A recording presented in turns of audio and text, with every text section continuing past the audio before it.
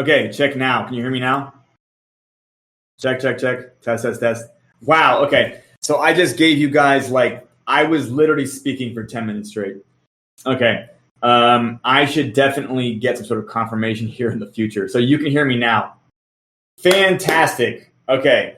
So wow. Okay. Well, thank you guys so much for joining me now. Right. I get what you're saying. No. I was back in less than a minute, but I appreciate you letting me know. So I would say in the future, you know what? I'll just have to get in the habit. Let me write that down. Oh my God. Okay. Well, you know what? That will be a lesson I don't soon forget. I will always get audio confirmation through some type of chat feedback. Okay. So first things first, I guess then to those of you that are with me still, I guess probably less confused now that you can actually hear me. We are finished. We're finished with actual development. The only things left are in fact buttoning up, which is arguably just making the front end connected to the back end, meaning make the buttons actually work, and make sure that the front end looks correctly. Make sure that it displays the proper information. So as far as when the next AMA will be, it could be as soon as a couple days from now, and then I don't think that it would really be more than a week unless we find some sort of critical error, right? So far, it looks like it works, and I am ecstatic to say that because I think that it might be hard to see, but there's something even bigger at stake here than your bag. This is really what you consider financial innovation, and I don't really see a lot of that happening in. I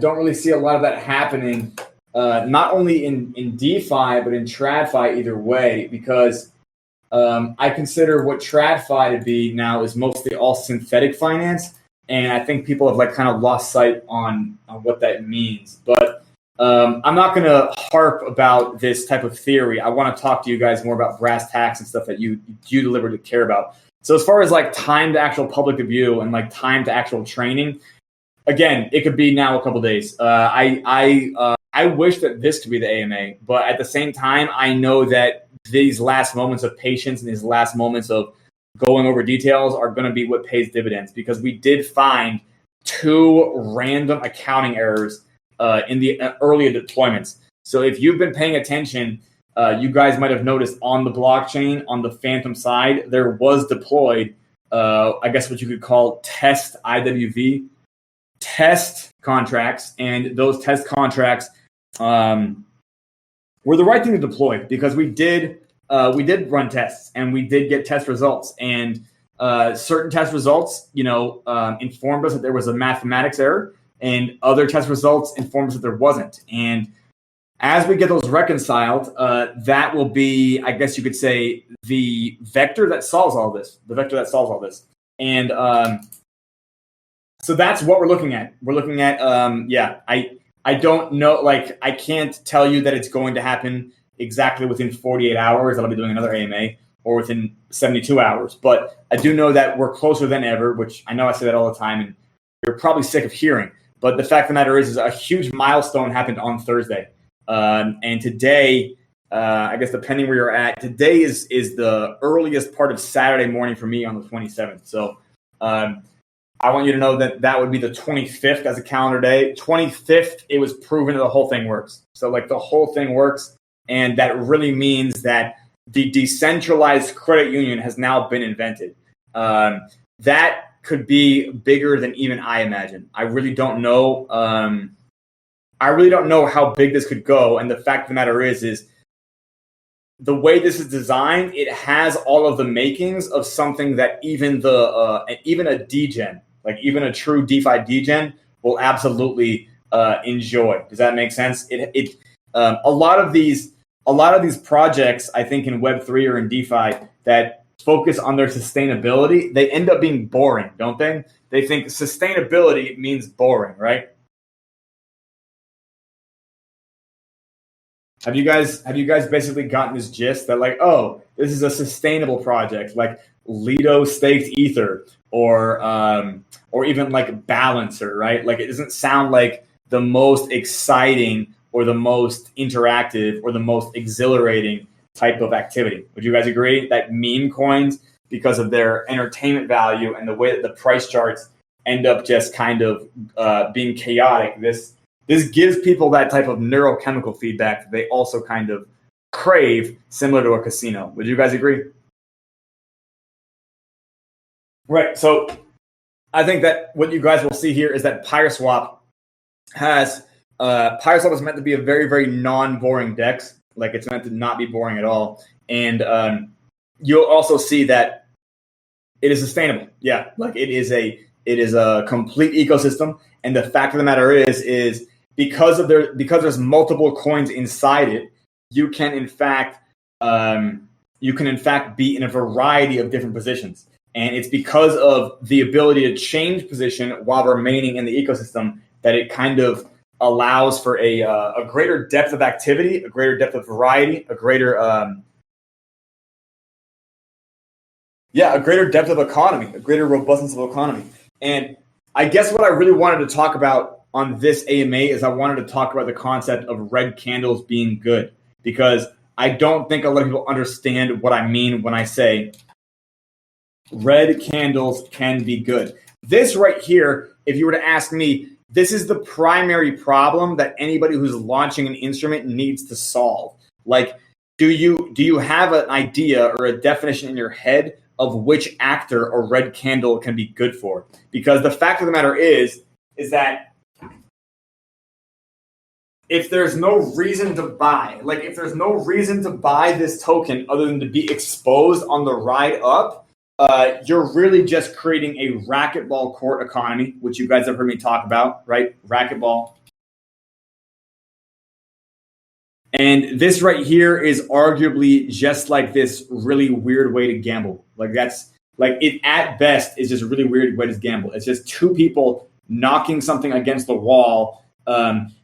At best, you could talk about these instruments as like a socialized debt volume.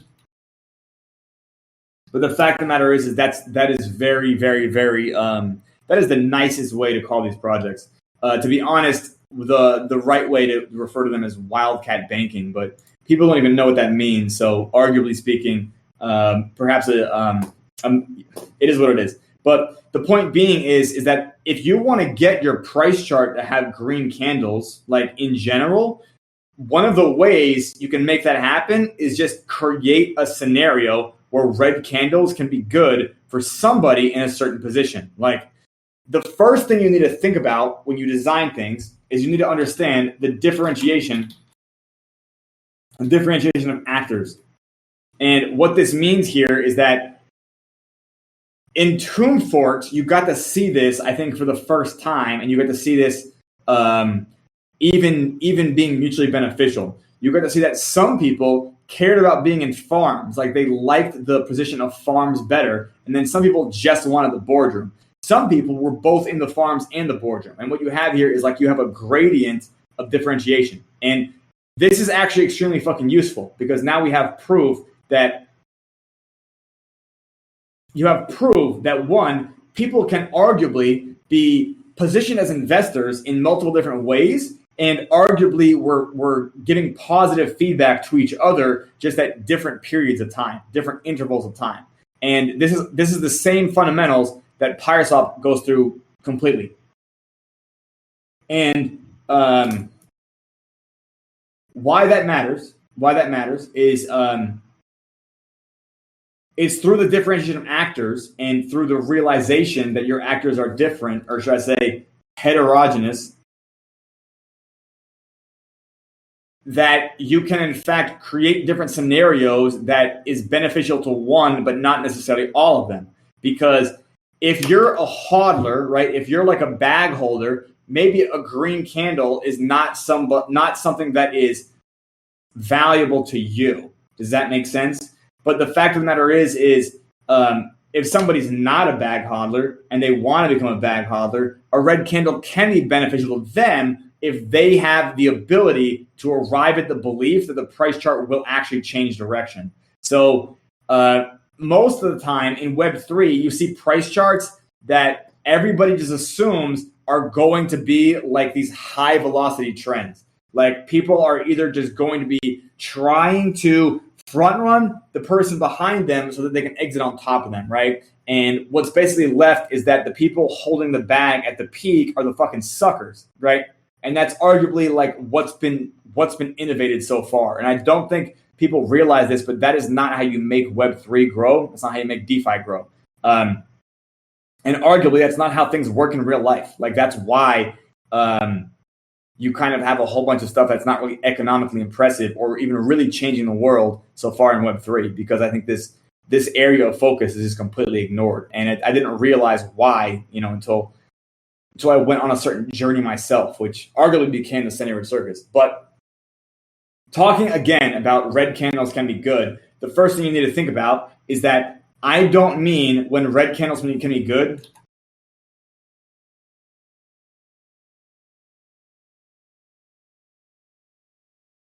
this does not mean red candles will be good for everyone. Rather, this means red candles can be good for a certain actor. For a certain actor, and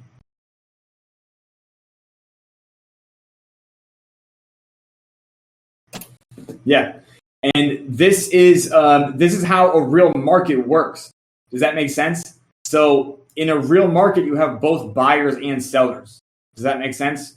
So if you were to develop like a commodity, let's say lumber, right? Green candles are great when you're a seller because you're already in position, right?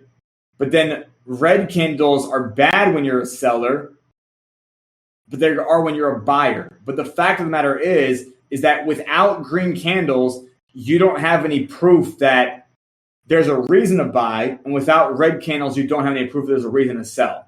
So I don't think that people realize their hypocrisy here in wanting green candles or red candles because they don't understand the fundamentals behind what a price chart actually means, right? And that blows my mind that DeFi and Web3, which is arguably all price charts and candles, is so completely bereft of any kind of understanding. But it makes sense that an area like an investment arena that has zero barrier to entry besides understanding the technology would also completely ignore the, I guess you could say, the fundamentals that it's built on.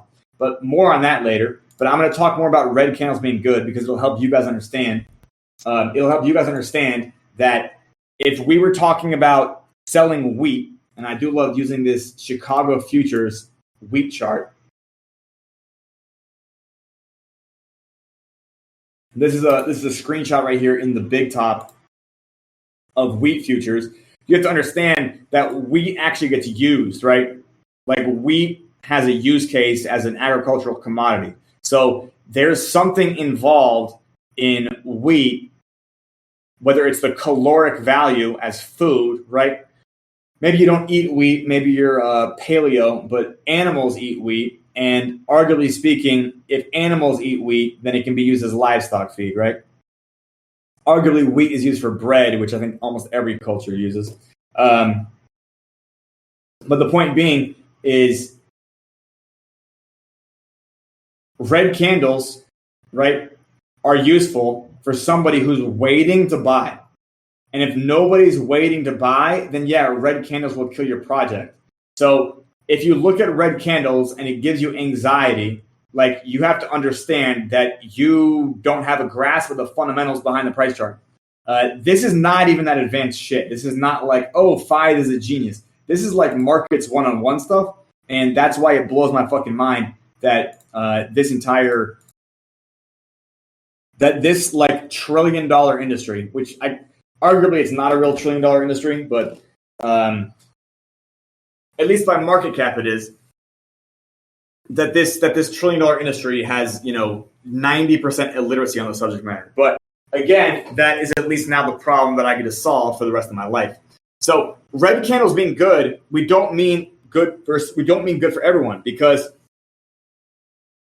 you cannot have markets if you only have one avatar.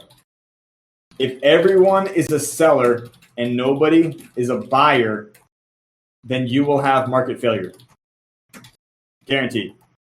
And if you're just joining us, by the way, we are using a chat channel called The Big Top. That is the one that I generally speak in. You guys can still hear me, right?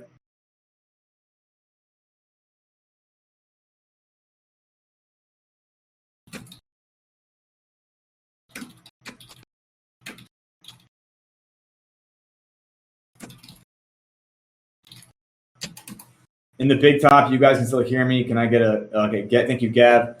I appreciate it. I have zero indication unless you give me like an emoji. I'm not joking. Yeah. You cannot have markets if you only have one avatar. So before I talked about this, I talked about a scenario where everybody is a broccoli farmer. Let's say who we have here. We've got Chatman and we've got Gab and we've got Zonic. Okay. So let's say that Chatman is a broccoli farmer, right?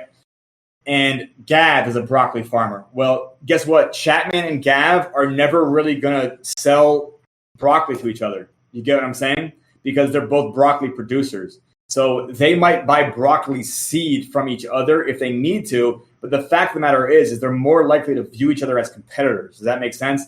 They're even less likely to transact with each other because they're egocentrically incentivized to say that their broccoli is the best. Does that make sense? So in order for them to buy each other's broccoli, other than to just test it secretly, they would have zero business. Like they're not part of the same market, and therefore they don't balance. They don't balance, meaning literally across a scale.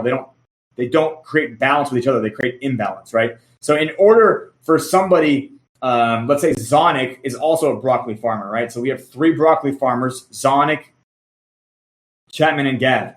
And if they're all broccoli farmers, none of them are ever going to do business with each other. Oh yeah, and hi Bowman. And if you see the link to The Big Top, you might that is the actual chat. If you click that, that is the actual chat that I'm in. I'm posting images and stuff in. I know it's counterintuitive, but Discord did not have that chat line in voice channels when we built this server. So like that's a new feature, and I kind of haven't gotten around to using it. Anyway, so if Zonic, Gav, and Chatman were broccoli farmers, in order for them to start transacting with each other, one of them has to have value differentiation. And what Zonic can do here is he can stop growing broccoli and he can start growing carrots instead. If Zonic starts growing carrots, guess what? He can now trade carrots for both the broccoli of Gav and of Chatman. Does that make sense? Like, so Zonic is now doing more business with everybody. And in fact, carrots are carrots, due to their uniqueness and the fact that they have less sellers. Zonic is probably making more money than Gav and Chatman, even though he's not making money. He's just making broccoli. Does that make sense? Zonic, because of this leverage point of just abundance versus scarcity, Zonic is going to be able to command a higher broccoli price for a carrot than Gav and Chat will be able to command for a carrot price of broccoli. Does that make sense to you guys? Carrot price of broccoli versus broccoli price of carrot. Assume that this is a barter system. You guys get what I'm saying? Okay. All right, fantastic. Okay, so talking about red candles being good, I'm going to get into the actual technicals here of the way PyreSwap works. Now, do you guys understand that if, let's say that there was a red candle on broccoli, this could be an advantage to Zonic? Does that make sense? Red candles on broccoli is a good thing for Zonic, who sells carrots and buys broccoli, right? Red candles on carrots is a good thing for Gav, who sells broccoli and buys carrots. Do you guys understand this?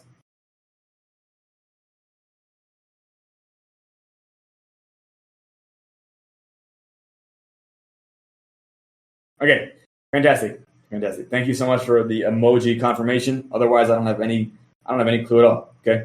And let's say Chatman could also be a broccoli vendor, right? And he's also a carrot buyer. Now, what Chatman could do is he could just get out of the vegetable game altogether. So like Chatman could pivot from here and just get strictly into selling gardening tools.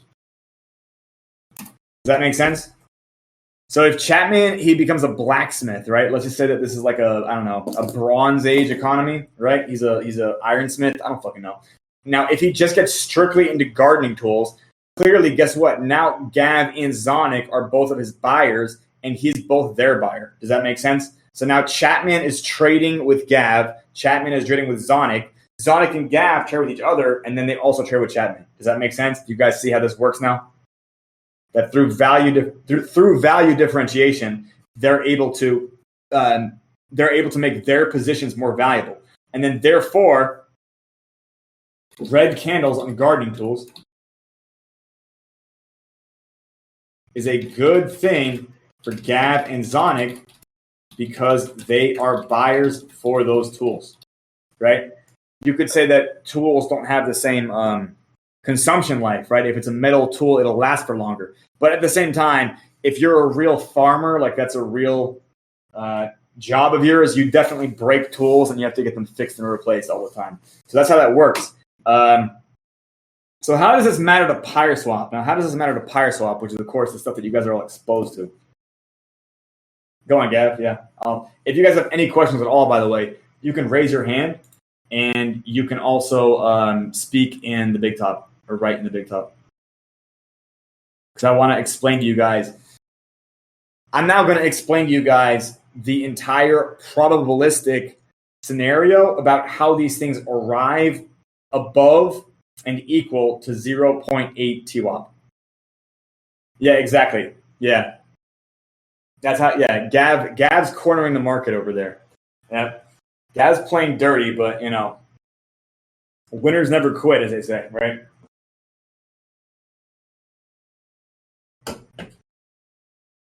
That's how Chapman got into the blacksmith game. He couldn't walk anymore, right? Yeah. True story. Okay. So hilarious, but moving on. So how can red candles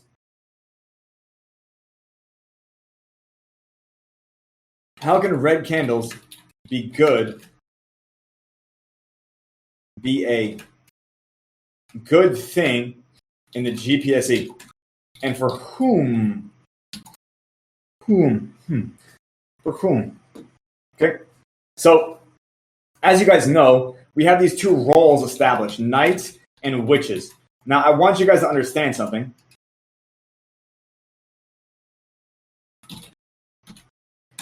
Very rarely is any player going to be 100% of one of these and 0% of the other. Rather, it will be more like they will be genuinely one of these and disgenuinely the other. Does that make sense to you guys? Do you guys know of a game called Among Us? It was a mobile game that I think took off in like 2020. Right? You might have seen these things before, Among Us.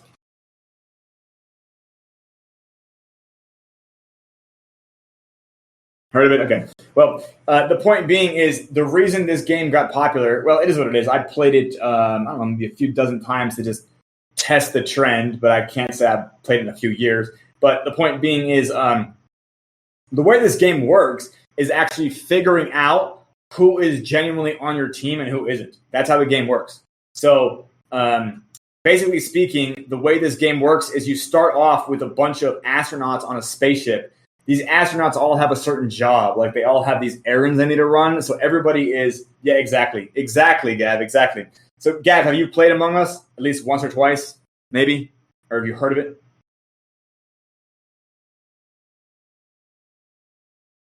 Okay, got it. Yeah. So I do recommend, if you guys want the concept to be, the concept to be understood, there is a Among Us aspect to this game of Knights and Witches, because in the game of DeFi, in the game of Web3, everybody is either like partially pseudonymous, and they're also using like possibly multiple wallets.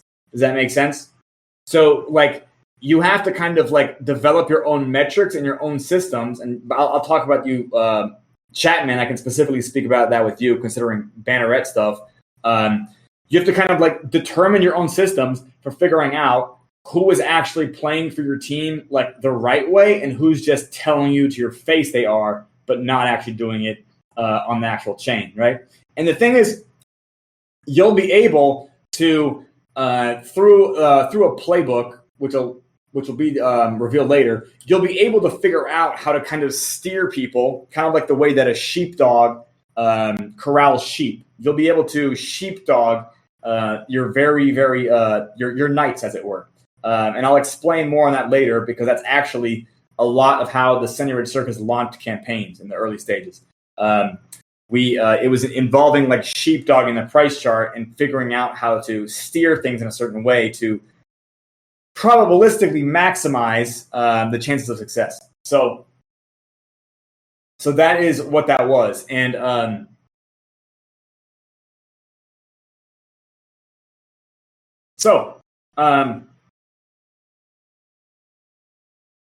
Knights and Witches are the two general roles. Does that make sense? Now, anybody who's not clearly a knight is arguably a witch, right? Knights are like really the teams, and witches are like anybody who's kind of playing for themselves. So first off, I want you to know that we've developed an avatar, like these kind of buckets, based on how people operate within their own heads. Does that make sense? So players who are a bit more individualistic and maybe they don't trust people, they're going to be a little bit more they're going to feel better playing the witch game, which has its own challenges and its own parasitism.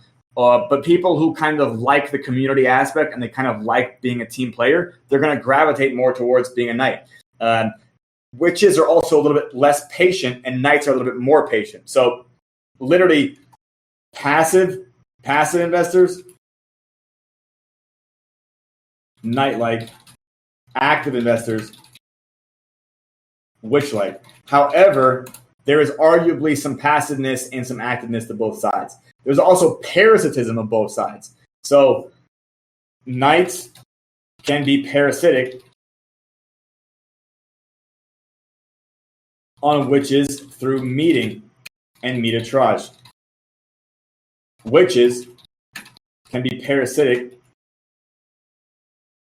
on knights through being staked in their boardrooms and not amortizing debt.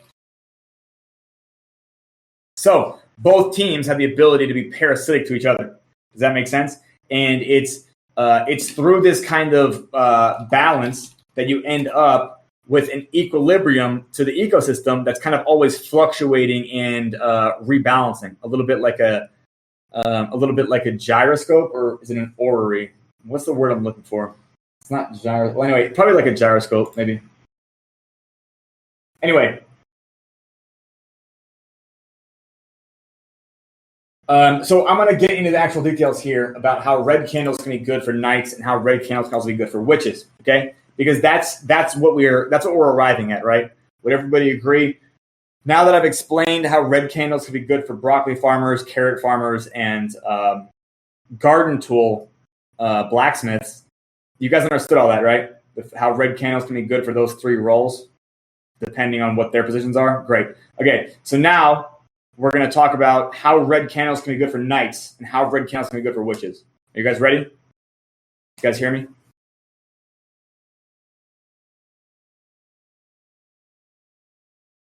Thank you, Bowman. Thank you, Gab. Thumbs up are always great. Fantastic. Okay, so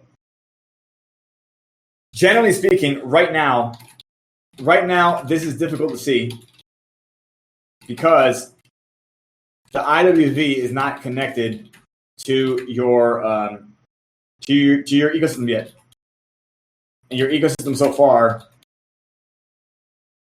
is a low liquidity DEX that just happens to have meeting and meter-trage available with a slow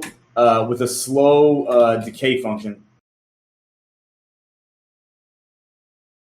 in the pirate gas points. Would you guys agree? That's basically the configuration right now. You guys have tomb forks, right? Classic tomb forks, meeting, right? Some LPs, some new LPs, right? Some new coins, but they're boring so far. You guys would agree this list of 4 is basically like what you're looking at? I get. By the way, did I not say they'd be boring? Like I said this would be boring, but I really wanted you guys to at least grasp the fundamentals. They're not meant to be exciting yet. They get exciting. They start compounding in excitement between 14 and 28 days after the IWV is in play. But it can start getting exciting as early as the first few epochs as well. The excitement compounds over time, and believe it or not, it sustainably compounds too. What regulates the compounding is the depth of liquidity. So that is something that's interesting to think about. And it's through this concept that we end up with this parasailing effect, by the way, which, again, I'll get back into parasailing. By the way, this is what I was saying before. I was going to talk about the parasailing effect, but I'm not going to talk about parasailing yet. What I'll do instead is I'll talk about how red candles can be good. And the reason I should talk about red candles being good before parasailing is so when you see what I consider parasailing activity on the price chart, you don't believe that you're actually getting a setback. You just have to understand that not everybody is going to be looking at the price chart the same way as you anymore, if that makes sense. And that's probably something that most people don't think about at all, but like that is actually like the right way to make something work. So if let me post this image that everybody might already be familiar with. This image I have labeled as meeting metrics. Now, have you guys all seen the Piraswap.com website? And you guys have seen the mead screen? Okay, so right here on this screenshot, I have a screenshot of 3 ohm against Pyre Phantom, and I labeled these 4 numbers A, B, C, and D. And what I want you guys to see here is that comparing A and C is how you estimate the profitability of meeting and meter-trage. B is a parameter of what determines whether meeting as a utility is toggled on or off. And what that means is when that number is below 0.8, that is when meeting is on, because meeting does get disabled at higher prices. And then D as a parameter is what determines the rate of diminutization for the mead coin, which is decay. So the decay rate is based on TWAP. It's not based on price. So that is why we show all 4 of these here. Additionally, you can also compare A and B to each other, right? When you compare A and B to each other, you can kind of guess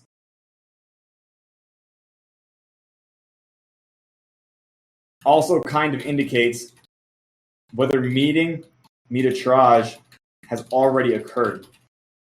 Does that make sense? Comparing C and D the same way, but not necessarily for the peg coin. Does that make sense? There's 3 peg coins, right? So comparing A and B to each other kind of can tell you how that coin is moving compared to its mead coin. Comparing C and D is how the mead coin is moving in comparison to all 3. Is that might not make sense yet, but it'll make sense when we get to this next phase here. Not next phase like phase 2, but like next next AMA. Let's put it that way. Okay. So let's talk about how red candles can be good based on the position you're in. Okay.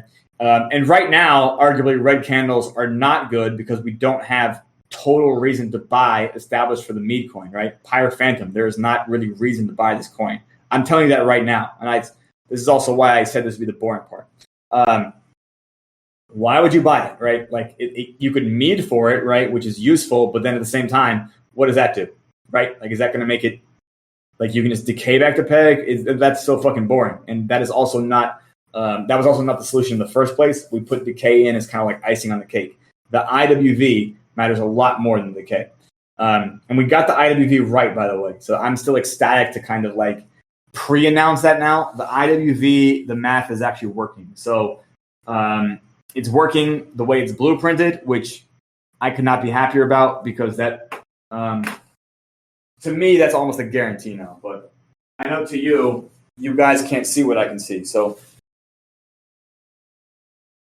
let's get back to the matter at hand. So red candles can be good. Now, do you guys understand from the roll of a night? From the roll of a night, if your peg coin took a red candle,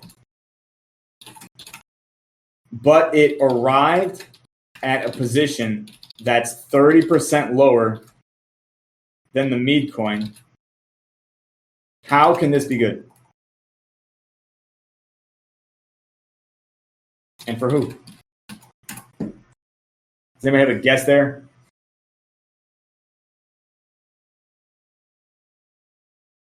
I shouldn't be a guess. I feel like some of you should understand this now. Let's see. Who do we have here actually in the audience? Let's see. Chatman, Gav, Zonic. I know Zonic. Zonic, do you want to explain this? I know Zonic understands it.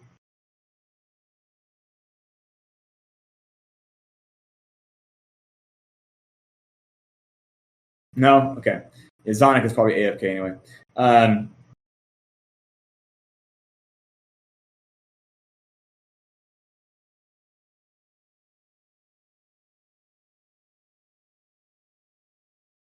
Nobody else wants to take a crack? You guys want me to answer the question?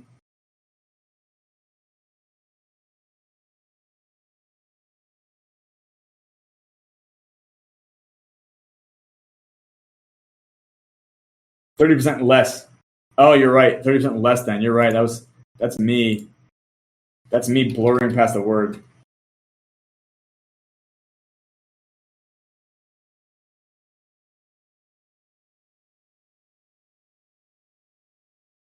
Yeah, good to mead. And not only is it good to mead generally because you're getting direct profit right there. Yeah, and you can also mead a triage, which if you're holding the peg coin, not only are you giving it a slight boost in price, yeah, you are getting a calculus gain here,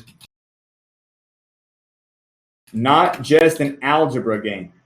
Do you guys know what I mean? Do you guys know what that means here? Like, you are gaining both quantity and price in meterage. And that is also why you don't necessarily get too much. There's actually a limit here. And when I say gaining quantity and price, I want you guys to know when I talk about vertical money, I'm talking about price. And when I talk about horizontal money, I'm talking about quantity. So this image right here, the classic supply and demand cross that you guys might be familiar with from high school economics. As you guys see, horizontal quantity, vertical money, price. What's funny is that everybody is looking for horizontal money when it comes to dollars, but they're looking for vertical money when it comes to their crypto position. Isn't that interesting? It's really the same thing. You're just deciding to choose to look at it one way or another.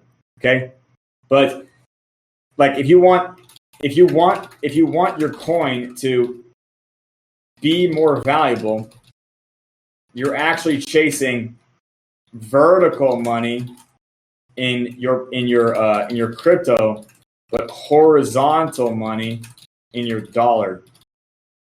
I just want y'all to understand that.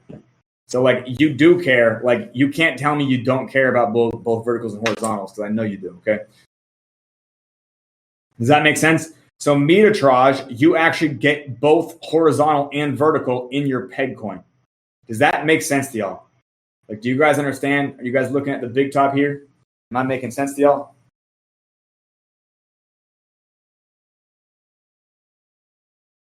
Okay. Thank you, Bo. Thank you, Gab. Okay. No, that matters. I appreciate that a lot. Hilariously, hey, Enter Garage. Hilariously, and by the way, we're in the big top as far as the chat channel. So hilariously, the dollar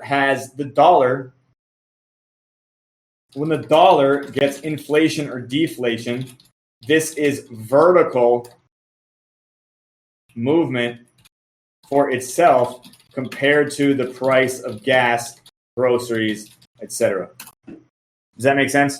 So the dollar inflates and deflates as well. And quite often the reason it does that is because the total supply of it changes. But more on that later. When you're looking for more dollars, as far as a valuation of your position, you're looking for a relatively larger share of the total dollars for yourself. That's the actual economic idea of what you're looking for. But enough on that, okay? So do you guys understand what Gab said when he answered my question, this question right here? Does everyone understand the question and the answer? We haven't talked about the role of witches yet, okay?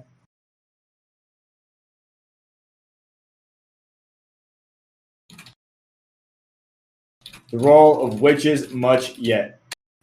Mainly because right now everyone is in the night position, okay? And that's fine. Witches can also be in the night position.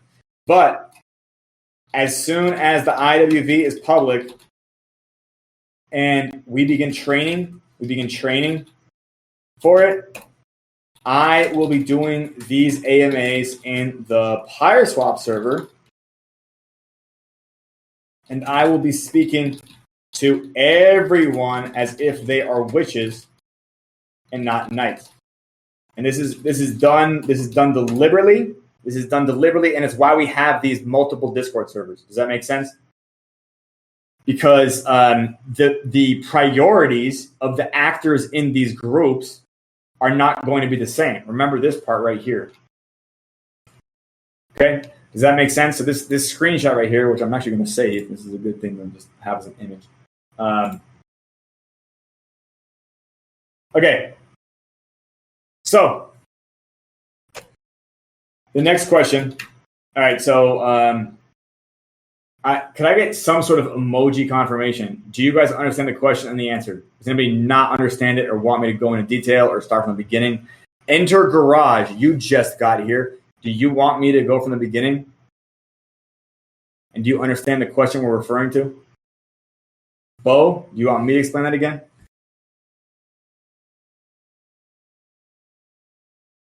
Okay, you got it. All right, you do understand or you don't? You got it? We're good. Fantastic. Okay. Thank you guys so much.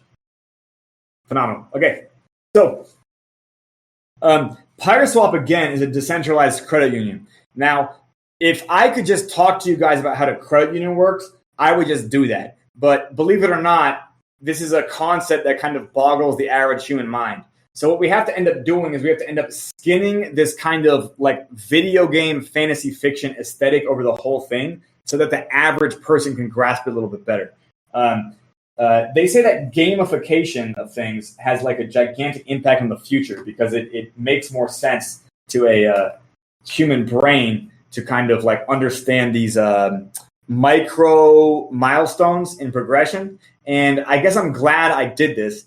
And we'll definitely lean into the whole aesthetic of the whole witches versus knights concept, especially in the in like a Monty Python type of aesthetic, but not an aesthetic, but maybe a Monty Python type of rhetoric.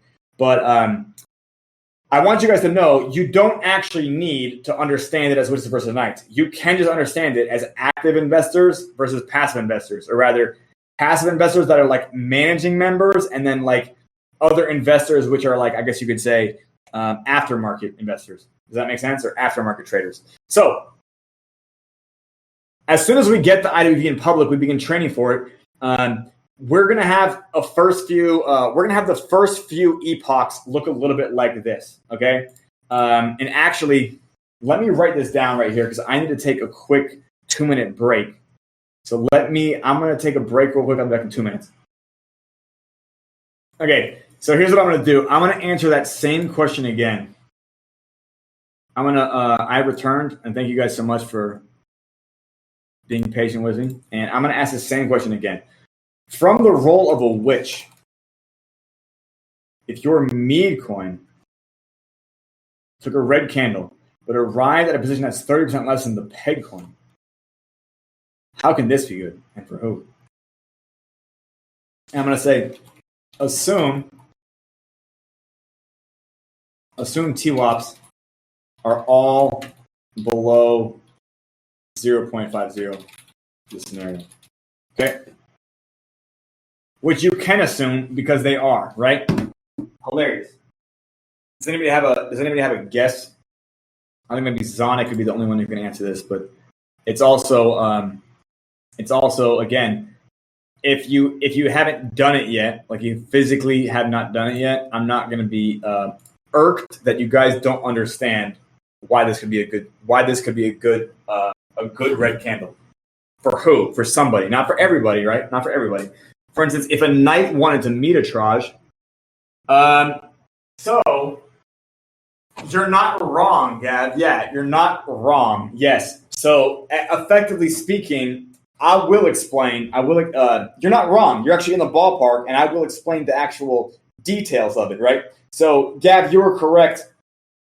If the mead coin is 30% higher in price, or even 10% or whatever, this is a good deal to a knight who can snipe Metatraj and claim we'll just call it a two-dimensional profit for themselves. Right? You remember that part, right? You answered that correctly, right? Well, if the mead coin is 30% lower in price, or even 10% or whatever, this is a good deal to the witch of the next epoch, because all of the mead coin you can snatch up below the threshold of meeting profitability is effectively shielded from the damage caused by meeting and Metatraj. Does that make sense? So what I mean to say here is, consider a scenario where you're just a witch and you're just waiting for the next epoch to try to snatch yield. Now, consider this. If you watch something like, first of all, let's talk about the velvet rope pattern here, right? Now, the velvet rope pattern is not something you might see clearly on the price chart, but rather I think staking and unstaking activity will follow a velvet rope pattern extremely well. If the mead coin is 30% lower in price, and we look at meeting versus, we look at the mead window, and we see, let's say Pyre AVAX is 0.10, and Frozen Tomb is 0.15, and Snow Tomb is 0.15. What does this mean? It means all of the Pyre AVAX you can buy below 0.15 is guaranteed to not have its reward diminished from knights Metatrajing. Does that make sense? So this is a small amount of money, right? Like this is a scarce amount of coin that would actually be below this threshold. Does that make sense, Gav? Like it's not going to be an infinite amount of money like that would happen from below. In fact, the only time you can really expect, right?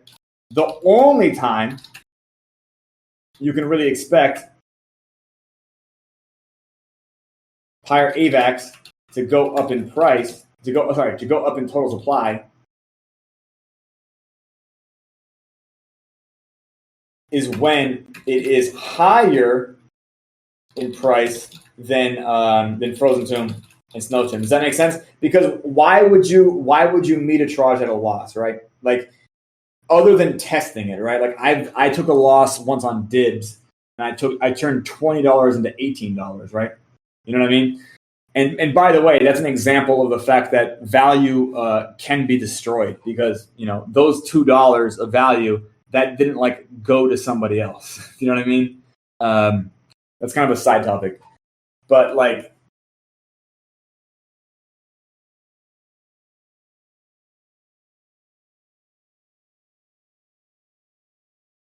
Anyway, does that make sense? And do you understand when TS means total supply here?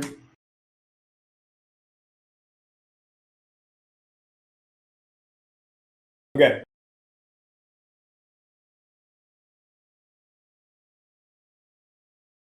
Okay. So all the Pirate AVAX you can buy below 0.15 is guaranteed to not have its reward diminish from Knights media charging. Because you understand, Gav, right? I guess I don't know who I'm talking to. If you were to buy Pirate AVAX at 0.15, it might pump it up to 0.18 or something. And then what happens there, right? If you're just a witch and you're trying to get ready for the next incantation, if you were to buy it at 0.15, it might pump the price up to 0.18, right? And then what might happen there, right?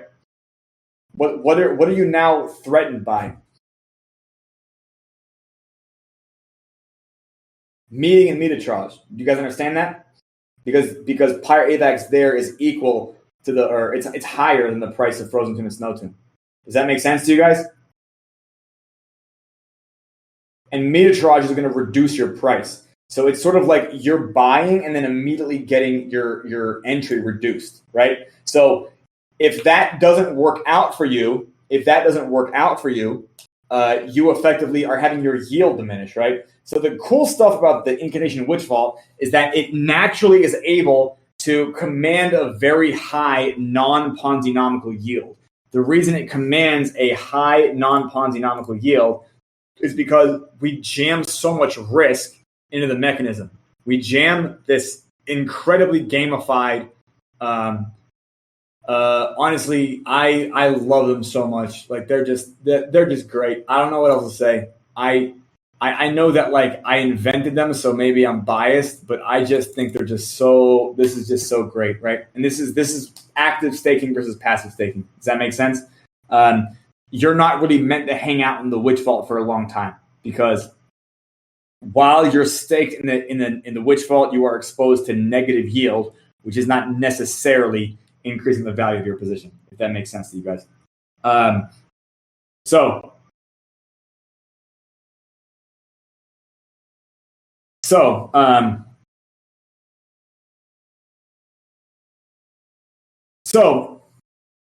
I want you guys to understand that. Let's ask you guys this question here. If the Mead coin, let's see, this question again.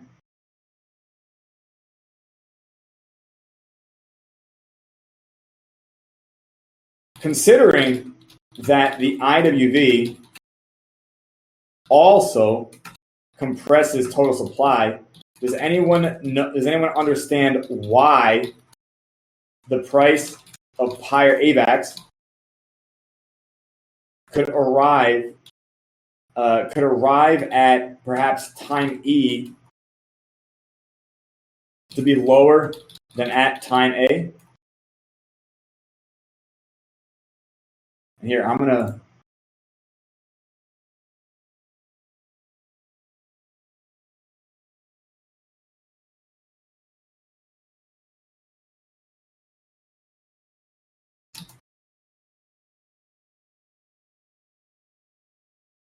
Okay.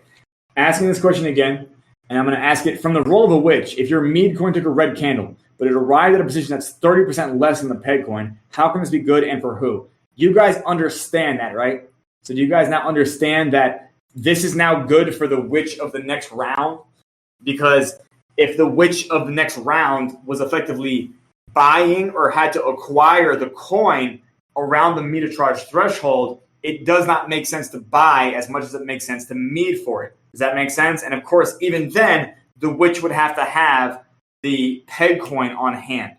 Does that make sense? So do you guys understand how it will be possible for time E here? Because you guys have heard me talk about time A through time E before, right? At time E, why would it be the case that at time E, the price of the mead coin could arrive lower than at time A?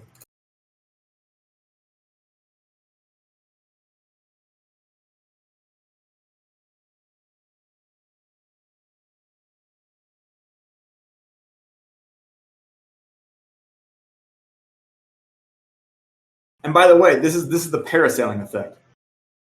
And by the way, this does not break the system.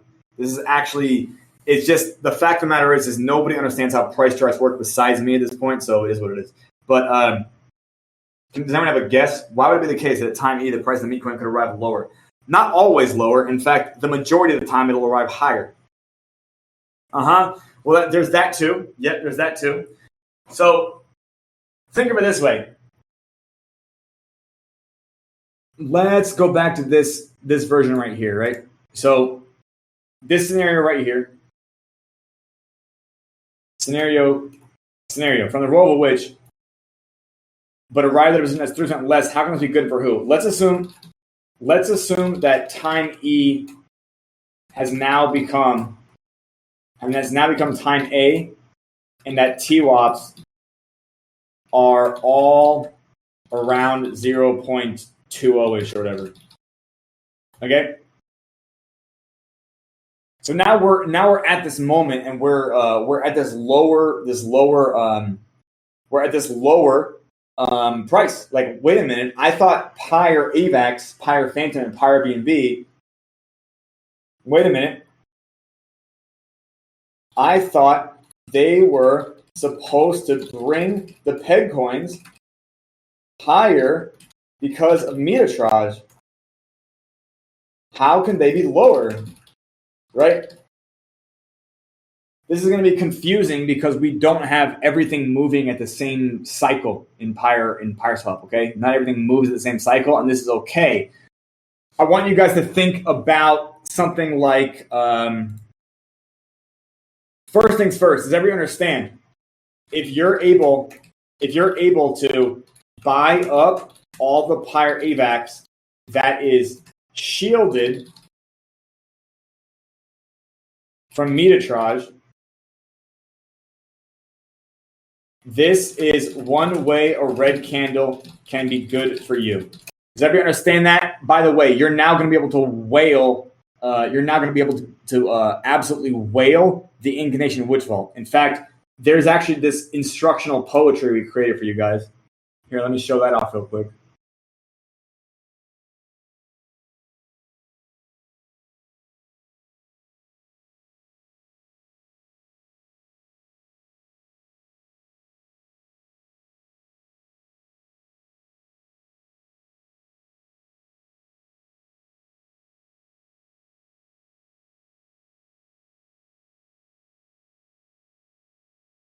Right. What other project do you know about has instructional poetry? But arguably speaking, teaching people these little rhymes is great for teaching them to learn. Does that make sense?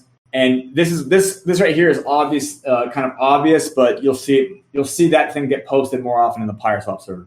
Well, consider this scenario. Let's say Pyre AVAX was at 0.20 last epoch as its low. But this epoch, we are watching it get to 0.15 right after the gigantic mudslide effect, right? of the IWV? Well, let's say Chapman buys up all the Pyre AVAX between 0.15 and 0.20. Does that make sense? So guess what? Like Chapman now can in fact have this, I guess you could call it like a priority position or almost like a shielded position of arguably even better yield than everybody else for the next incantation. Does that make sense? Do you guys understand this scenario? Chapman snatched all that up for himself. Okay? Nobody else can get it. So now what is the next best way to acquire Pyre AVAX? Believe it or not, a witch can also mead for Pyre AVAX. Does that make sense? So let's say Bo then takes the Snow Tomb he has on hand and meads over for a whole bunch of Pyre AVAX. Bo hates Chapman, so he wants to make sure he has double the Pyre AVAX that Chapman does. Okay? But first of all, you guys, what's the main difference between how Bo and Chapman acquired their Pyre AVAX?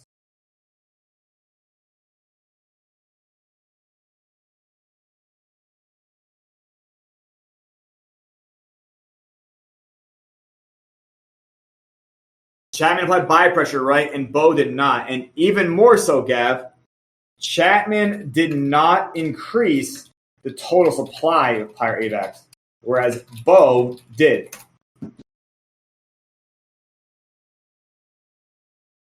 Does that make sense? So Bo managed to basically acquire it without buy pressure. Does that make sense? But what he did is, how did Bo acquire it? Chapman bought it. Let me find this fucking image again.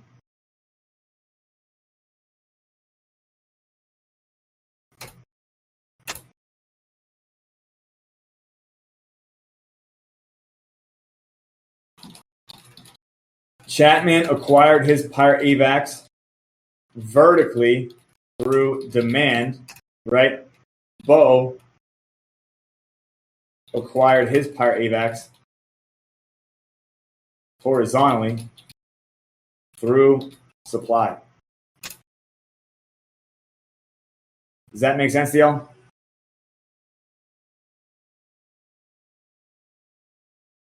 Okay, fantastic.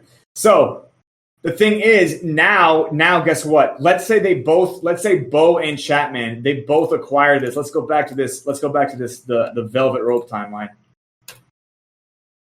Let's say Chapman does this 5 minutes before Bo. Okay. So now they both kind of acquired a bunch, and Bo has maxed out the meeting utility for Snow Tomb for this epoch. Does that make sense? Do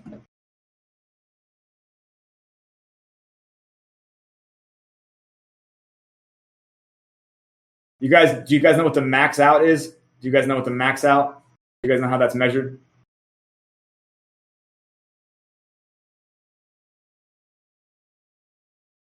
Do you guys know the base? Okay, so the meeting utility permits during epochs where TWAPs of the peg coins are below 0.8 for each peg coin, up to 1% of its total supply can be meted for the mead coin. So we allow these amounts to kind of sit in little piles. So if you went to Pyre Swap right now and we went to Pyre AVAX, let's take a look. So you'll notice that you never see these things zeroed out very much right now, right? But that's also because there's no demand for Pyre AVAX. So the way that I want you to think about it is, think of Pyre AVAX as like the finished good, and the peg and Frozen Tomb and Snow Tomb as its ingredients. Does that make sense? So if you wanted to build a fucking computer, you could say that like semiconductors and copper are the ingredients, right? Does that make sense? So if the price of computers goes up, the price of copper and semiconductors goes up too. Does that make sense? Copper and silicon. Do you guys get what I'm saying there? Because those are what it takes to make computers. So Pyre AVAX is a finished good of frozen tomb and snow tomb. Does that make sense, Dale? So let's go, and I'm going to take a look at, let's just go to the AVAX side of PyreSwap, and I'll get a screenshot here.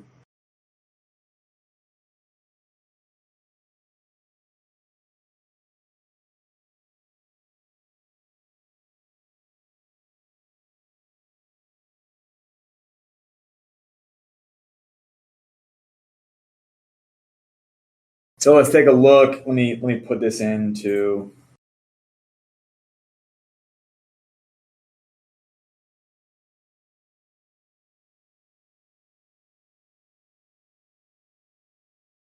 So for those of you who don't know, this is what the Mead screen looks like, and I'm going to paste this screenshot here into the big top. Okay, so as you guys can see, there's numbers there. You've got 77, right? You've got 77.787 frozen tomb available for meeting.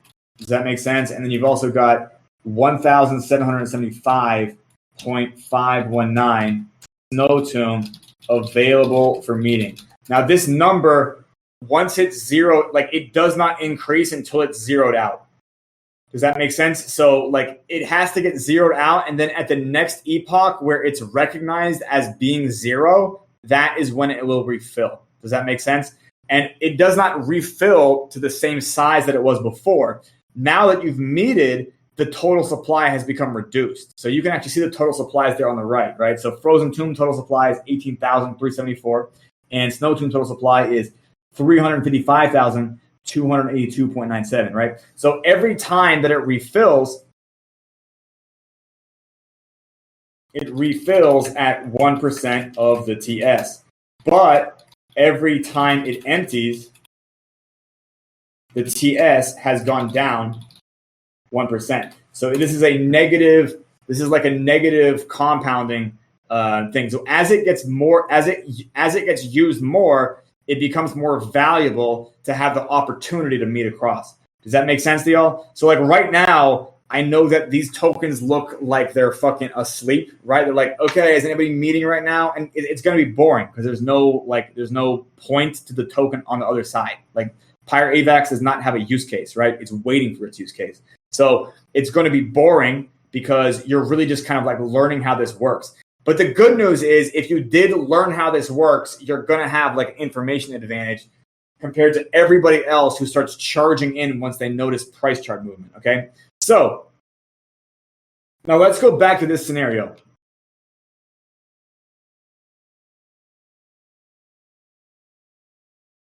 Chapman acquired his Pyre AVAX vertically through demand. Bo acquired his Pyre AVAX horizontally through supply. So what does this mean? This means that anyone else who wants to get into the IWV, they have to buy Pyre AVAX. But here's the good news, right? Since Bo has meted all the snow tomb, right? What are these new witches, or I could say, what are these, I could say Gav, we'll say it's Gav, right? What is Gav now also shielded from?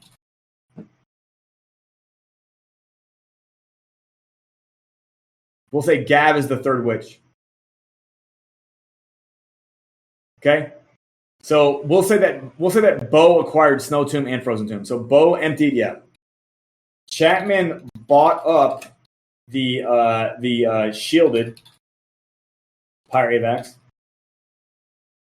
And then fucking Bo maxed out the meetable Pyre AVAX for this epoch. Gav is now shielded again from metatrage losses, at least for the rest of the epoch. Does Does that make sense to you guys? Because meeting and meet-arbitrage, you can't just do it infinitely all the time. Does that make sense? And by the way, you can't do it above 0.8 TWAP at all. It's completely disabled there. Does that make sense? So if Gav wants to buy some, if Gav wants to buy some Pyre AVAX, the worst thing that can happen is now Bo or Chatman sells at a price impact that would be higher than what Gav stands to make from IWV yield in camps. And that's also 3. I don't know. I write in numbered lists, and they don't always make sense. But this is sort of how I think.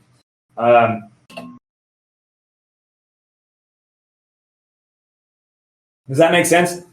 So now this is a fight that the knights are kind of completely out of. Does that make sense? This is now just which versus which. Do you understand me here? Gab, you understand me completely? Okay.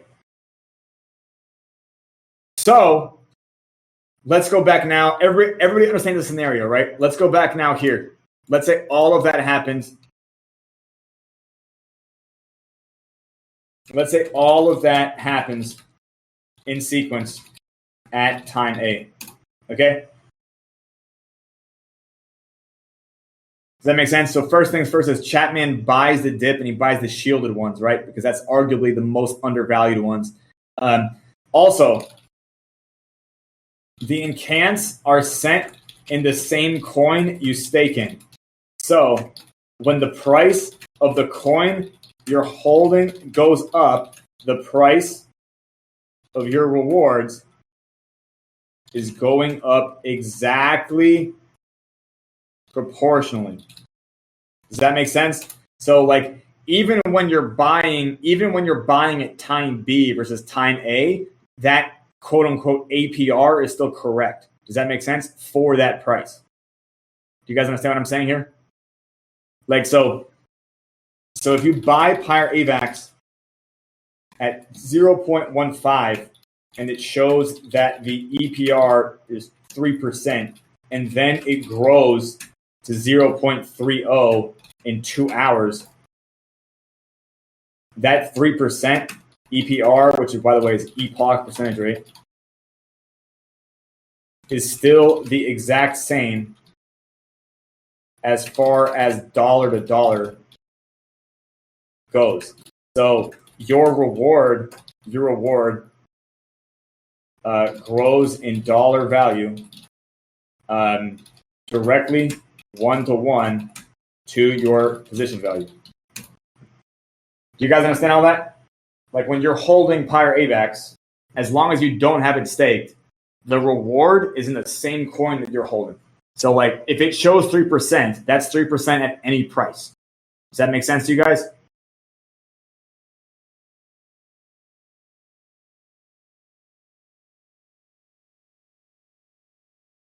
So if it doubles in price in 2 hours, your reward is also doubling.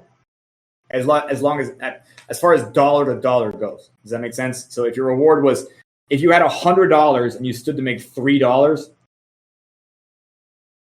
Yeah, exactly, Gab. Yeah, exactly. Yep. So by the way, 3 little words. EPR means epoch percentage rate. DPR is going to be daily. And then APR is, of course, annual.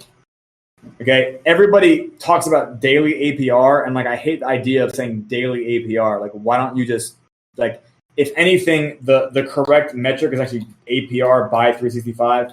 That's how Big Boy Finance calls it. But whatever, we're just gonna fucking we're gonna give you epoch percentage rate. Yep, exactly. Yep.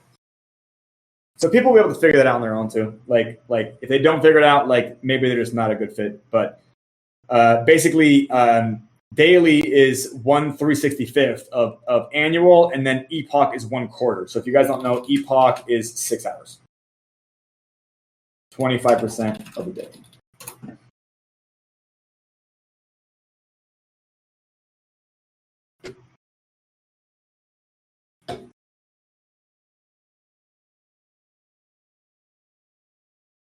Okay, So let's say all that happens in sequence at time A. Now, let's go back to this right here.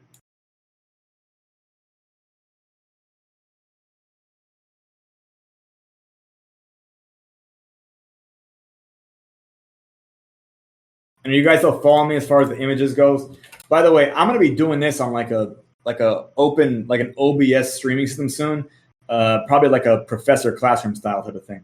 Okay, so let's say they all buy in sequence, or Chatman buys. He buys the shielded dip. Then Bo meads across all the peg coins. So Bo is also shielded in his own way, and then Gav, because of Bo snatching up all the mead coin, Gav can now buy, and he at least has less diminishment from knights. Does that make sense? Like, so the fact that meeting is now over and it doesn't look like it got meter-trage, it got meted. Does that make sense? So now meeting can go two routes. Does that make sense?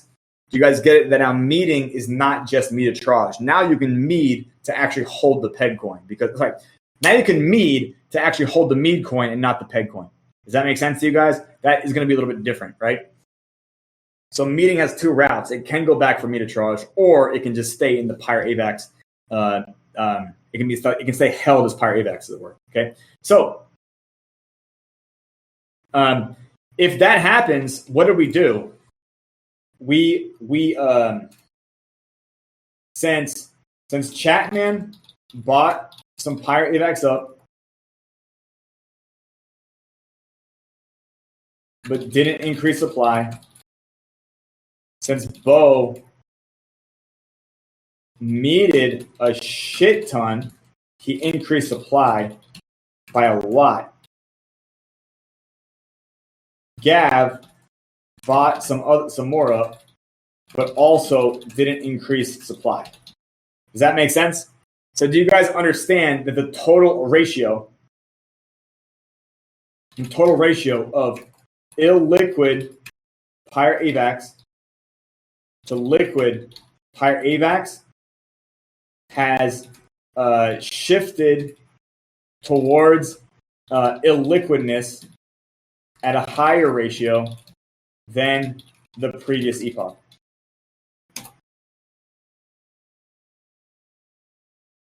That might not be clear to y'all, but does that make sense? Like, basically speaking, right now we have this idea of what Pyre AVAX is worth, and that's based on how much is in liquidity. Does that make sense? Does that make sense to you guys? We look at how much Pyre AVAX is in liquidity, and that's how we derive the price of Pyre AVAX. So here's the thing, though. Bo meted it all across, and then it didn't end up in liquidity. Does that make sense? So the market does not yet know, and I mean know, like it does not yet know that this supply increase has occurred. How? Yeah. What is going to happen to inform the market that the supply has increased?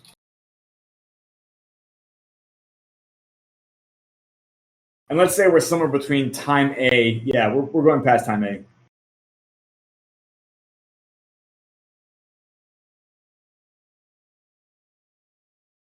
Indeed, Gad, yeah. So what's going to happen here is we're going from time A to time B. We're going to assume only Chatman, only Bo, and only Gav are staked. Believe it or not, because of that, because of this, because of the fact there is only 3 witches playing, they can actually all make money, and their smoldering of each other will not adequately crush supply compared to how much Bo has expanded. And when I mean crush, yeah.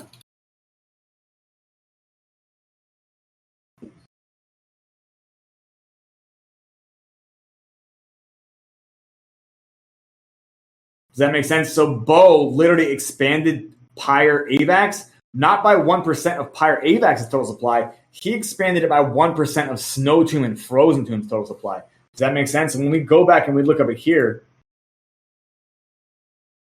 right? 1 Frozen Tomb is equal to 1 Pyre AVAX. Does that make sense? So if you look at the total supply of one, like right there, 77.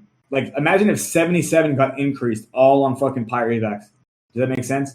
And then if you have 10 of them, that's like 170. So it would literally be like 361 plus 200 and what 40.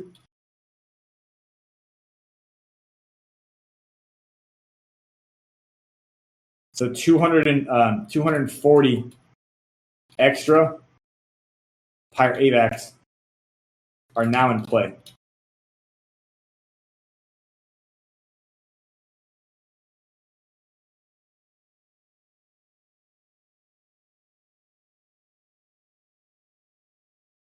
And if 240 extra pirate AVAX are now in play, like this might not exactly happen all at once. Like this is kind of like a most hectic scenario. But do you guys see that number there? Like if we did 170 more pirate AVAX.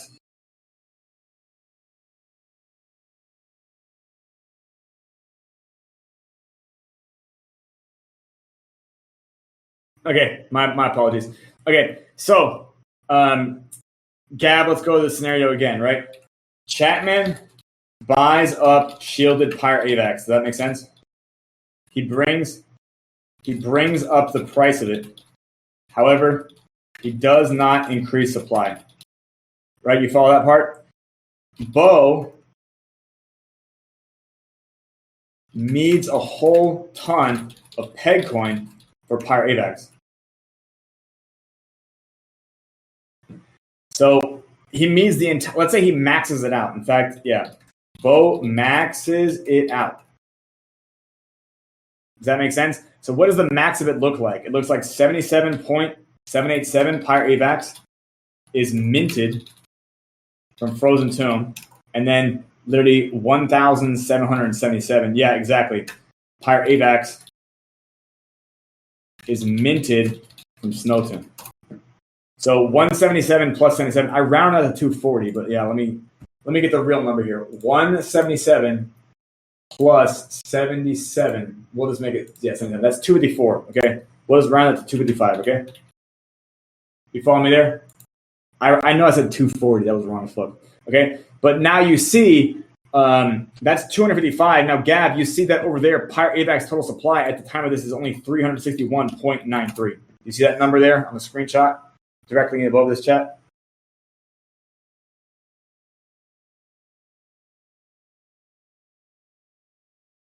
Okay, so let's put it this way: if we now have only so much pirate AVAX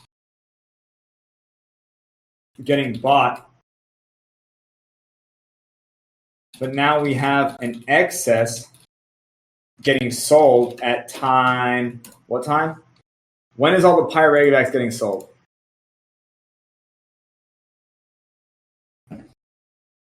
Time D. Does that make sense to you guys?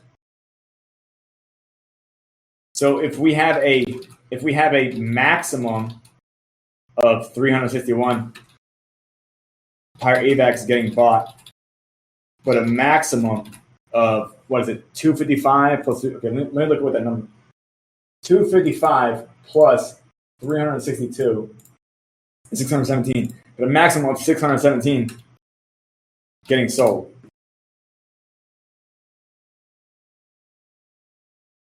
Therefore,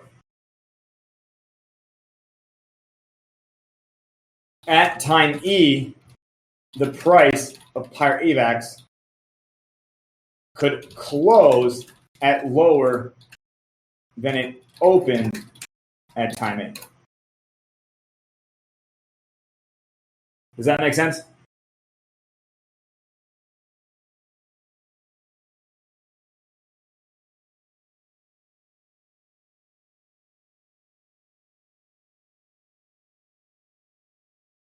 And this right here is parasailing, because I'm going to explain to you, this is not a problem. You just have to understand why this is happening, and that the system, in fact, indeed. Oh, and also that there's buy pressure, right? The incantation also does buy on it. Yeah, exactly. So the APR is actually a purchase made on it, But that would so that's almost like the APR is almost like net zero. Does that make sense? Because APR is not inflationary. Yeah. The APR is not inflationary. Yeah. Is that clear? Like we're not minting more coins when we give it as a reward. Are you aware of that? Yeah, the only expansion vector is meeting. The only thing that can cause the supply to go up is meeting. Also unstaking, unstaking technically too, but that does not create it out of nothing. Yeah, it's a swap. Yeah, it's a hard swap. Yeah, so we're not debasing this coin at all. The meeting debases it. So literally the only people that are involved in the expansion are the investors. Yeah, we just set the threshold at when they can do that. And we give them we basically put safeguards on it. And these safeguards are, you can only do 1% of the total supply at a time, and you can only do it below 0.8. Does that make sense?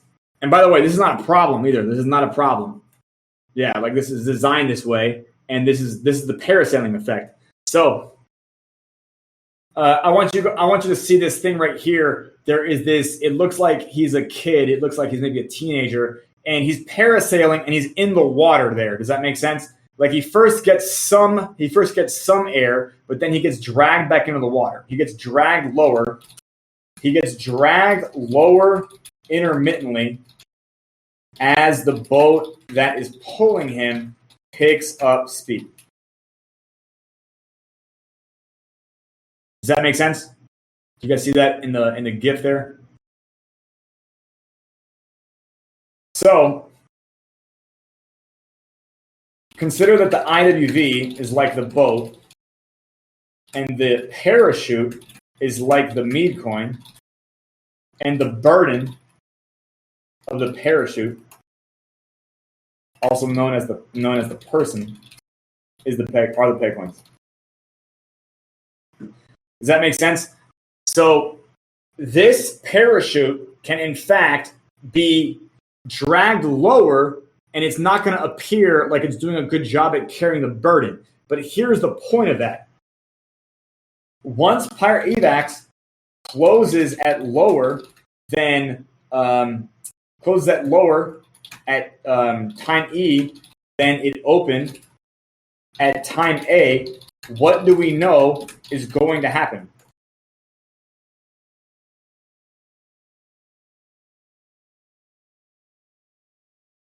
Literally, this is even more of a shielded opportunity for the witches.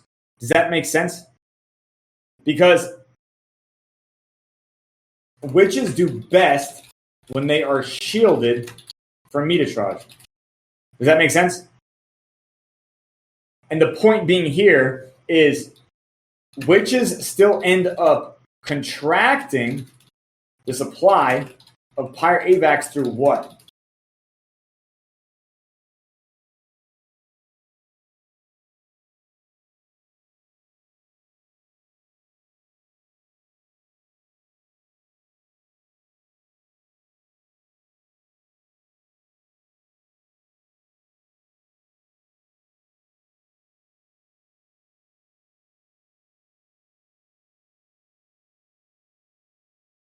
Exactly. So in theory, this is going to be like it's not going to appear like it's all happening at the same time. Does that make sense? So when it's like slack in a rope is the best way I can describe it, right? So you're going to end up heaving over a whole bunch of line, right?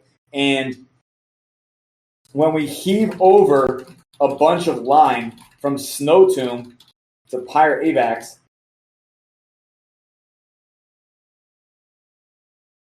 we will not see the tension in the line until all of the rope that got heaved over is pulled, basically, right? So like rope doesn't get pulled uniformly, right? It gets pulled from one end, which then pulls the next part, which then pulls the next part, which then pulls the next part. Does that make sense? Like you can see from these ropes, the ropes have tension, and then they also have gravity. They have a whole bunch of mechanics kind of working with them. If that makes sense to y'all? This is also why I call it a velvet rope. Like it's better to understand these things as something that has elasticity to it. Does that make sense? So during the moment of getting speed, what we want to see is rightward movement of the price charts for the meme coins more so than upward movement. Does that make sense? Because as long as rightward movement is happening, which it will, because there will literally always be a reward in order to get that position. And by the way, when we're doing beta testing, the recommendation is still $5 at a time. Does that make sense?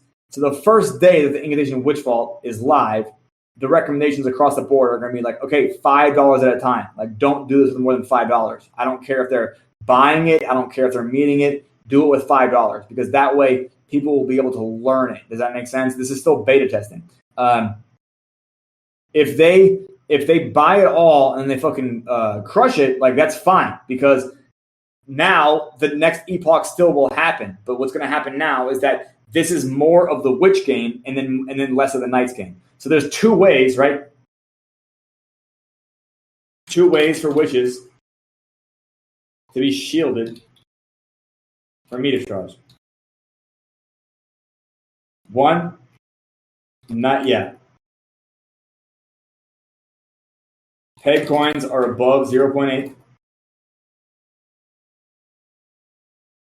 Peg coins are above the meat coin price. Does that make sense?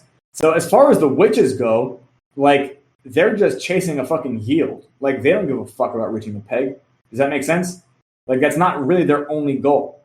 Does that make sense? Like if they can continue farming and sniping a yield, like that is plenty for them. And the fact of the matter is as they do this, they smolder each other, which is also causing what? That's causing a slight contracting of the rope as well as positive price action. Does that all make sense?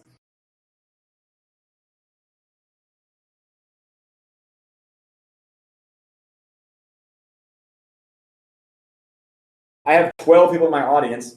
Do you guys understand me? And I want to be clear, like this is going to be confusing.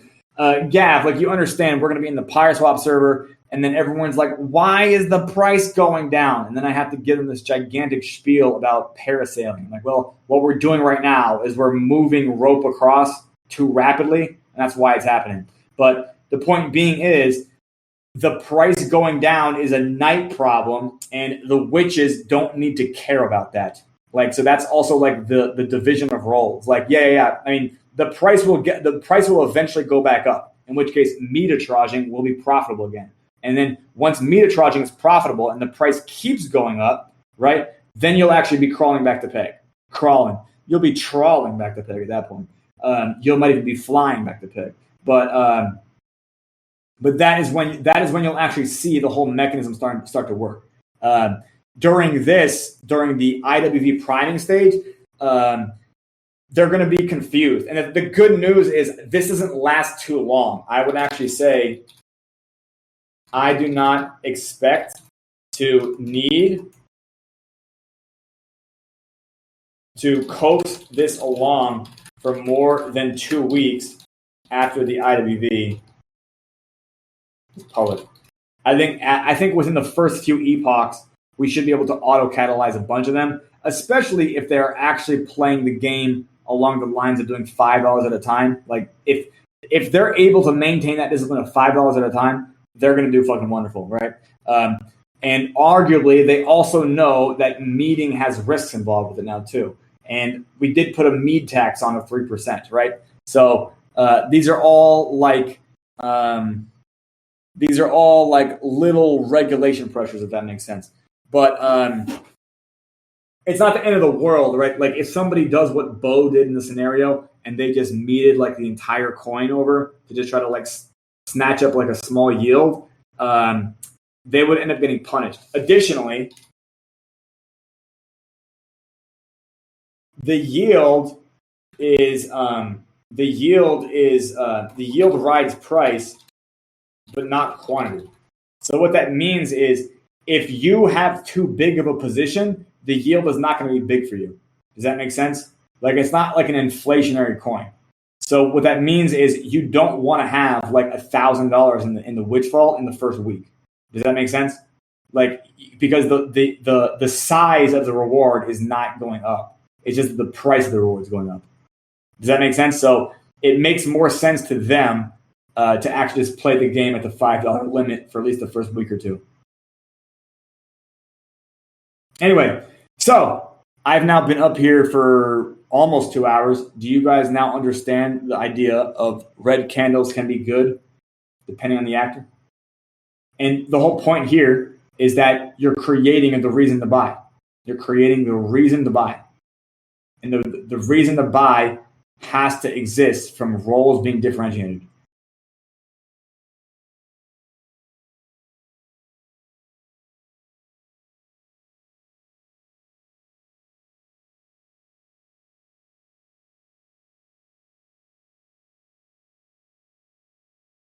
Am I boggling your brains?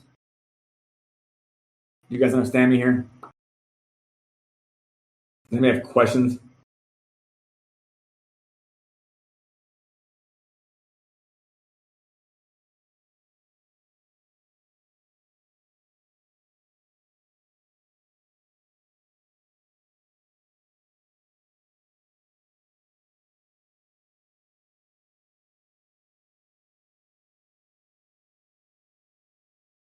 Of course.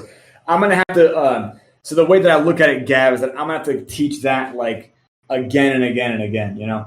And that's fine because, to be honest, I don't need, arguably speaking, like this understanding only needs to end up in like the brains of 50 to 100 people tops. Does that make sense? Yeah. Thank you, Bo. I only need it like once 50 to 100 people understand this and like they will in fact create it. Does that make sense? Like they understand there's a risk versus reward profile, and that will effectively auto-catalyze. And the point being here is like, how do we create this system of financial instruments where red candles can be good? It's like, well, we have to differentiate them. So that is arguably how it happens, and that's why one. Oh, and by the way, right? Knights have 2 coins, right? And witches have 2 coins now too. And actually, there's bond. Well, it's more like 3 coins for the knights, isn't there? Okay, 3 coins for the knights and 2 coins for the witches.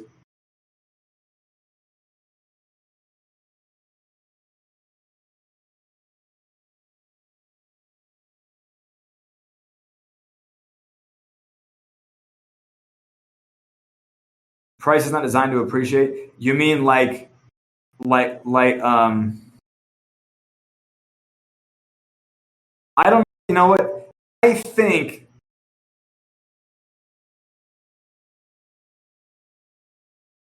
Oh, you know what, Gav? I think they'll understand it. I think that when we're actually in the when they're in in Pyre Swap, like they're gonna have to figure out that they're not like on the Knights team in there. So like they don't give a shit. You know what I mean? Like that right there is a Knight problem, and we can explain that in the Knight servers. But like if people bring Knight problems to the Witch server, at the end of beta, we will actually have the Quartet team there treat them with hostility. Yeah, and you, of course, Gav, you will be encouraged at the end of beta to start treating witches with hostility when they're in your server. Yeah, I'm not joking either. Not like direct hostility, not like a spam bot, but you would effectively deride them like they're playing for the opposite sports team. Exactly, yeah. Like if you like a certain sports team and that sports team had a rival, you would talk to those fucking investors like they're the rival sports team.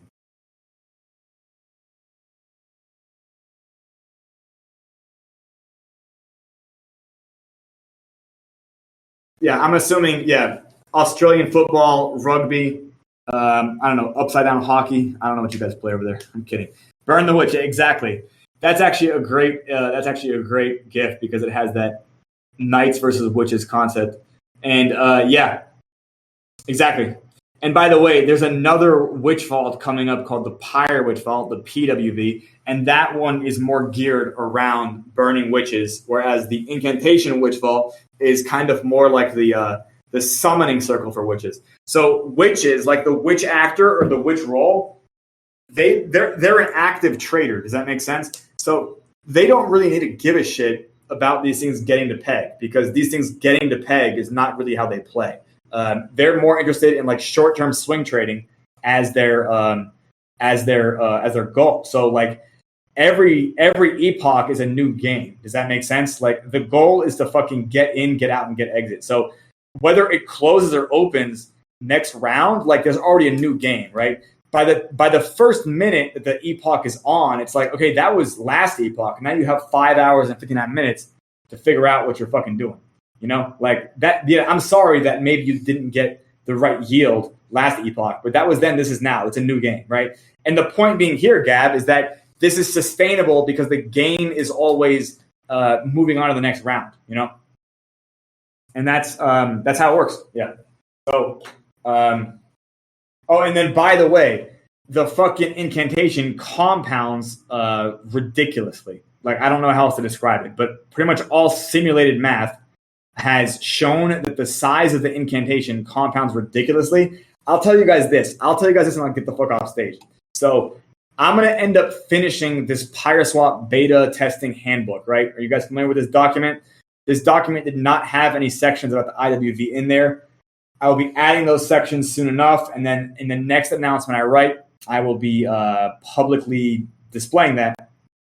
The first week, right?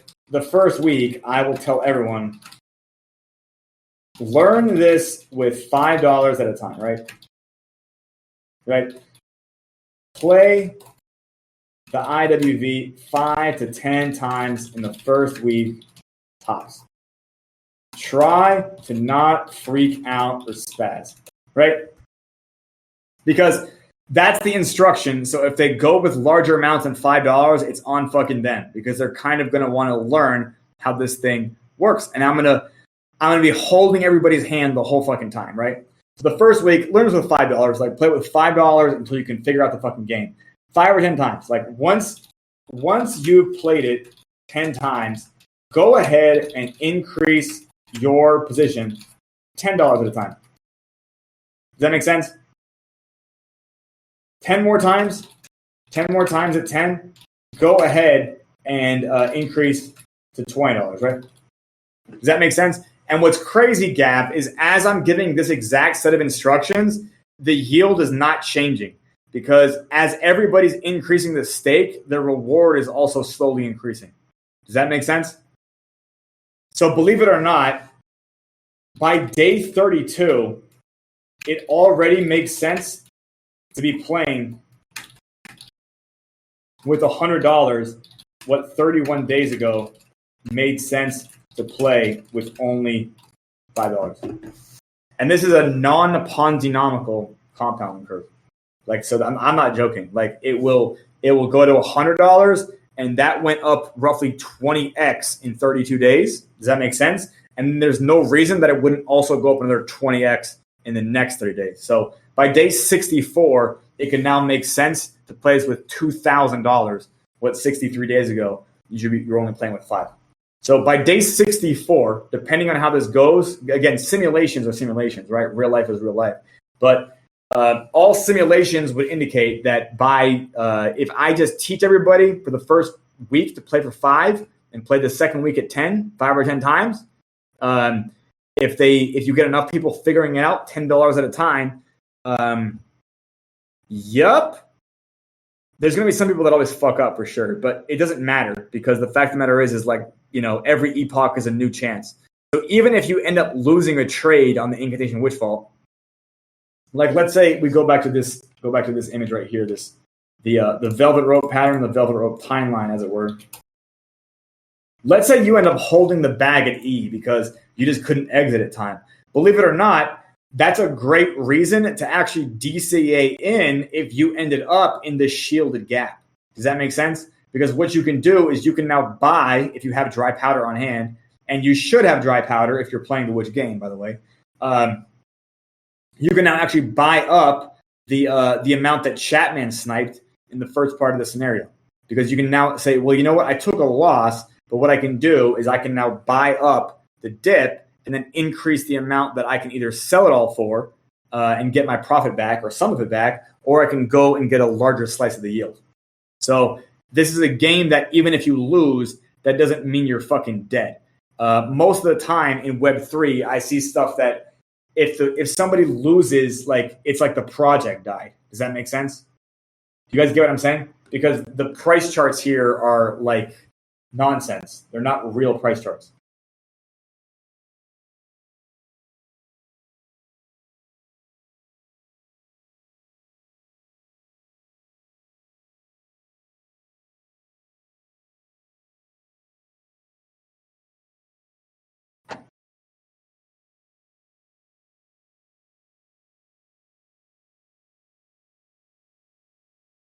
Okay, I hope it makes sense. Yeah. So do you guys have any questions? I think there's 11 of you left. Do you guys have any questions about timeline? Okay, for those of you showing up late, we believe. Oh, hey, Kiedezo. Okay, for those of you showing up late, arguably the debut of this could be as close as a few days away. Everything is built now. Everything that's only happening now is getting buttoned up. And we will have some final test run-throughs, and then I will finish the documentation, and then we will do a public debut. And then, and then from there on, basically speaking, I think for the first 14 days, I want to say for the first 14 days, I might literally do a daily AMA in the PySwap server. So the first 14 days, I feel like I could be doing a daily AMA, if not 2 daily AMAs in the PySwap server, just to kind of help people understand this. And yep. Okay. Nobody has any questions? 0 questions? I'm going to count down from 15 or 30 if nobody has any questions. Okay. Well, the next announcement I write will have an actual date, and it will have a PDF. And thank you guys so much for coming to this impromptu AMA known as the Penultimate AMA. And we will try to get this recording on YouTube so people who did not attend, they can have it for themselves. Thank you guys so much. I'm now going to tell Me6 to stop the recording.